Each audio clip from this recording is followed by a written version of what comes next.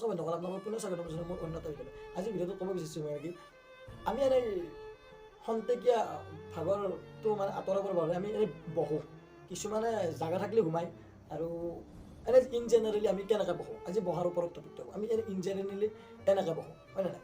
বা আমি এনেকৈও বহোঁ বা এনেকৈও বহোঁ, হয় নে নাই? কিন্তু এটা কথা মনত ৰাখিব, আমি যে বহোঁ এইটো ষ্টাইলত যে আমি বহোঁ আমার ভাগর যায়, আমার ভাল লাগে। আর ইন জেনারেলি মানুহ এইটো ষ্টাইলতে বহে। কিন্তু এই চিনেমা চিৰিয়েলত যে দেখোঁ এইটো ষ্টাইলত বহা, এইটো ষ্টাইলত যে চিনেমা চিৰিয়েলত যে বহে, ভাবছে নেকি এইডাল কিবা ষ্টাইল মানে কি ভাগৰ মানে ৰেষ্ট লোৱাৰ বাবে? এইটো ভাগৰ খাদোৱাৰ বাবে নহয়, ইহঁতে মানে কি এইটো লেভেলত বহে, এইটো ষ্টেণ্ডাৰ্ড ষ্টাইলত বহে। মই মানে কি এইটো ষ্টাইলত চিনেমা চিৰিয়েলত বহা দেখা পাই পেলাই মই বহি চাইছিলোঁ, কিন্তু নাই কিবা হেৰিটোত চেপা খাই দিয়ক নাৰে চৰি মানে কি অসুবিধা বহুখিনি হয়, মানে কি এনেই আঁঠুত দুখ পাই গেলা, এটা মানে কি চব মিছা এইটো লেভেলত বহে, এইটো কোনো ধৰণৰ কমফৰ্টে নহয়, মানে কি কোনো ধৰণৰ মানে কি ভাগৰ নাযায়, মানে কি এইটো ষ্টাইল।